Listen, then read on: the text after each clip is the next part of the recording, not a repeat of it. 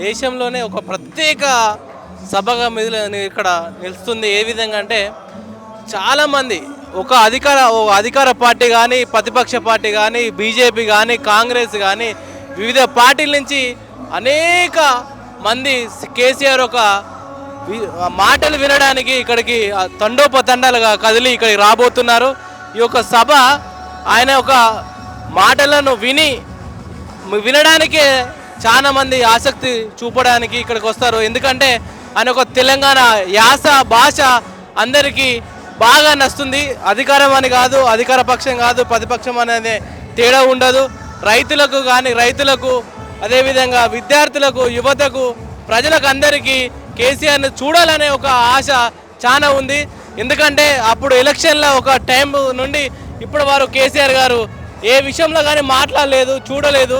అందుకే విద్యార్థి నాయకులు కానీ ప్రజలందరూ కలిసి వచ్చి కేసీఆర్ను సభను విజయవంతం చేసిపోతారని అనుకుంటున్నాం. పుష్పరాజ్ కేసీఆర్ రాజ్ తగ్గేదేలే అన్న. 2029లో కేసీఆర్ మళ్ళీ వస్తున్నారు, 2029లో పుష్పరాజ్ మళ్ళీ వస్తున్నాడు.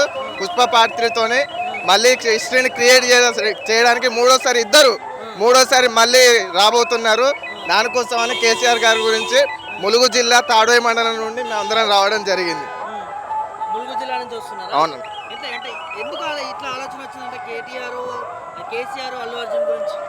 అట్లా ఏం లేదన్న, కేసీఆర్ అభిమానిని నేను. కేసీఆర్ అభిమానిని, అల్లు అర్జున్ అభిమానిని. ఇద్దరి కేవలం అల్లు అర్జున్ గారిని కొద్దిగా ఇబ్బంది చేయడం జరిగింది. దాన్ని దృష్టిలో పెట్టుకొని ఇద్దరి అభిమానులను కంబైండ్ అభిమానులు కావాలని ఇట్లా తీసుకొని వచ్చాం. ఇంకా ఏం లేదు, ఆయన తగ్గడమే అన్న. ఆయన తగ్గడం ఇప్పుడు చేసేది ఏం లేదు. ఇక అంతే చూస్తారు కానీ జనాలు మళ్ళీ సపరేట్గా మనం మాట్లాడుకోవడం కూడా వేస్ట్ లేదు. టాపిక్ లేదు అక్కడ మాట్లాడుకోవడానికి. ఏం లేదన్న, మొత్తం ఇప్పుడు మనకు బాబు చెప్తాడు కదా, అడిగి పోతే చెప్తాడు జరిగేదంతా. అందరూ చూస్తారు, అందరూ చేస్తారు.